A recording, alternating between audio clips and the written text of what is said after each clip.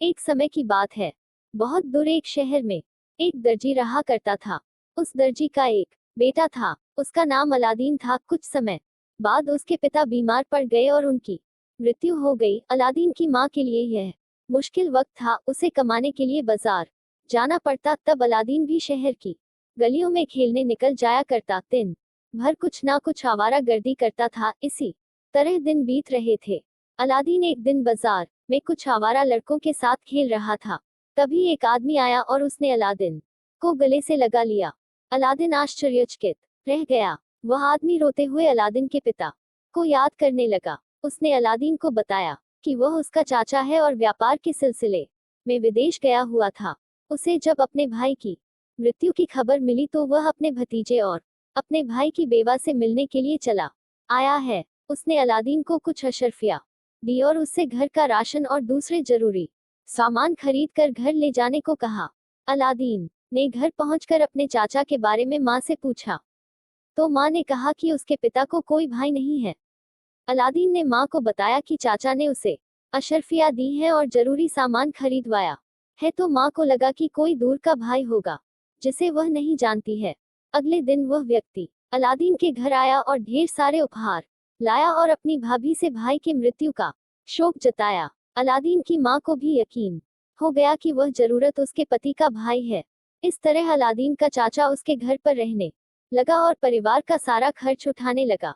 Aladdin और उसकी माँ को विश्वास हो गया कि यह आदमी उनका रिश्तेदार ही है।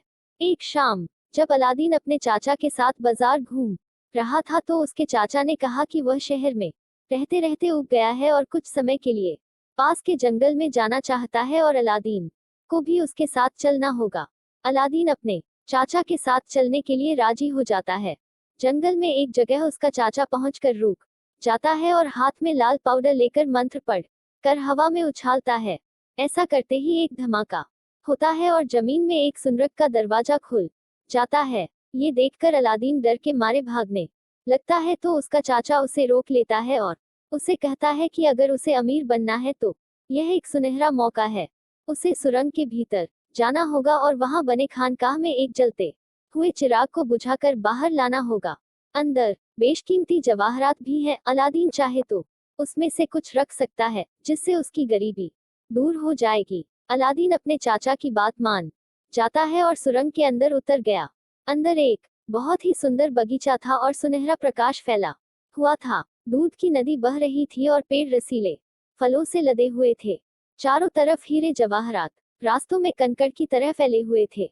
अलादीन ने कुछ हीरे उठाकर जेब में रख लिए। अलादीन टहलते हुए एक जगह पहुंचा जहां एक चिराग जल रहा था। अलादीन ने चिराग को बुझाकर अपनी जेब में रखा तो जमीन हिलने लगी।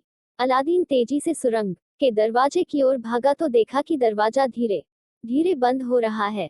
अलादीन तेजी से दरवाजे की ओर लपका। उसका चाचा दरवाजे के मुहाने पर खड़ा था।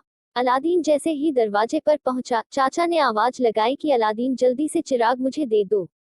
अलादीन ने अपना हाथ बढ़ाया और चाचा से खुद को सुरंग से बाहर निकालने को कहा लेकिन चाचा ने अलादीन से चिराग मांगा। अलादीन को चाचा की नीयत पर शक हुआ तो उसने चाचा से कहा कि अगर वह उसको बाहर नहीं निकालेगा तो वह चिराग भी नहीं देगा। इस जद्दोजहद में दरवाजा बंद हो गया और अलादीन गुफा में कैद हो गया। अलादीन अंदर बंद होने के बाद बहुत पछताया कि आखिर उसने एक अजनबी पर विश्वास क्यों किया। दरअसल अलादीन का नकली चाचा बनने वाला इंसान अफ्रीका का एक जादूगर था जिसे अलादीन के शहर के नजदीक जंगल में छुपे एक जादुई चिराग का नक्शा मिल गया। हाँ, लेकिन इस चिराग के साथ शर्त यह थी कि उसे कोई इसी शहर का आदमी ही सुरंग से बाहर निकाल सकता है। इस काम के लिए उसने अलादीन को चुना क्योंकि चिराग लेने के बाद वह अलादीन को उसी सुरंग में कैद करके मार देना चाहता था। अलादीन का एक बूढ़ी माँ के सिवा कोई नहीं था, इसलिए उसका कुछ बिगड़ने वाला नहीं था। अलादीन अब इस सुरंग में कैद हो गया था। उसे भूख लगती तो फल खा लेता और प्यास लगती तो नदी से दूध पी लेता। आखिर में उसने फैसला किया कि वह इस गुफा में दूसरा रास्ता खोजने का प्रयास करेगा। इसके लिए वह उन रास्तों पर चला गया जहां अंधेरा था। अंधेरे के कारण उसे ठोकर लगी और वह गिर गया। ऐसा होते ही एक धुआं उठा और एक जिन सामने आया और पूछा कि क्या हुक्म है मेरे आका। डरे हुए अलादीन ने जिन को कहा कि मुझे इस सुरंग से बाहर निकालो। पलक झपकते ही अलादीन सुरंग से बाहर उसी जगह खड़ा था जहां उसके नकली चाचा ने उसे छोड़ा था। अलादीन जैसे तैसे घर पहुंचा तो पाया कि उसके बिना उसकी माँ का हाल बुरा था। अलादीन के जेब में अभी भी चिराग पड़ा हुआ था। उसने चिराग को बाहर निकाला और माँ को बोला कि उसे यह चिराग मिला है, इसे बाजार में बेचकर कुछ पैसे मिल जाएंगे, लेकिन बेचने से पहले इसे रगड़ कर साफ कर लेते हैं। जैसे ही अलादीन ने चिराग को रगड़ा वही जिन फिर सामने आया और बोला, क्या हुक्म है मेरे आका। अलादीन की माँ उस जिन को देखकर बेहोश हो गई। अलादीन ने हिम्मत जुटाकर पूछा कि तुम कौन हो। जिन बोला कि वह इस चिराग में रहता है और यह चिराग जिसके पास भी रहता है वह उसका गुलाम हो जाता है। अलादीन ने पूछा कि क्या तुम मेरी कोई भी इच्छा पूरी कर दोगे, तो जिन ने बताया कि वह कुछ भी कर सकता है। अलादीन ने जिन से ढेर सारा स्वादिष्ट खाना लाने को कहा क्योंकि उसे बहुत जोर से भूख लगी थी। देखते ही देखते सोने की थालियों में ढेर सारा खाना अलादीन के सामने आ गया। इस तरह अलादीन ने जिन की मदद से अपनी गरीबी दूर कर ली, रहने के लिए एक आलीशान मकान बनवा लिया और ढेर सारे हीरे जवाहरात इकट्ठे कर लिए। अलादीन के पास शानो शौकत थी, पैसा था, नौकर चाकर थे, लेकिन उसकी माँ को एक चिंता थी कि उसकी शादी किसके साथ करवाई जाए। अलादीन ने फौरन चिराग रगड़ा और जिन ने बाहर आकर पूछा कि क्या हुक्म है मेरे आका। अलादीन ने जिन से कहा कि उसे इस दुनिया की सबसे सुंदर लड़की से शादी करनी है, तो फौरन पता लगाओ कि इस दुनिया की सबसे सुंदर लड़की कौन है। जिन फौरन रवाना हो गया और थोड़ी ही देर में पता लगा कर आ गया कि इस दुनिया की सबसे सुंदर लड़की अफगानिस्तान की शहजादी नूर महल है। अलादीन ने जिन से नूर महल की तस्वीर दिखाने को कहा। जिन ने जादू से नूर महल की तस्वीर बना दी। नूर महल को देखते ही अलादीन को उससे मोहब्बत हो गई। अलादीन अपनी माँ के पास गया और बोला कि आपको अफगानिस्तान के सुल्तान के पास जाकर शहजादी का हाथ मेरे लिए मांगना होगा।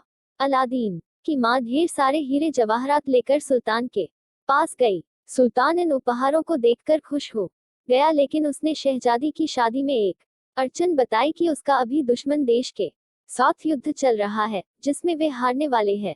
अगर अलादीन उस लड़ाई में उसकी जीत करवा देगा तो वह शहजादी नूरमहल के साथ अलादीन का निकाह करवा देगा। अलादीन की माँ यह बात अलादीन को बताती है तो वह चिराग रगड़कर जिन को बुलाता है और अफगानिस्तान को लड़ाई जितवाने के लिए बोलता है। जिन पलक झपकते ही दुश्मन को भगा देता है। यह देखकर बादशाह खुश हो जाता है और नूरमहल का निकाह अलादीन से करने के लिए राजी हो जाता है।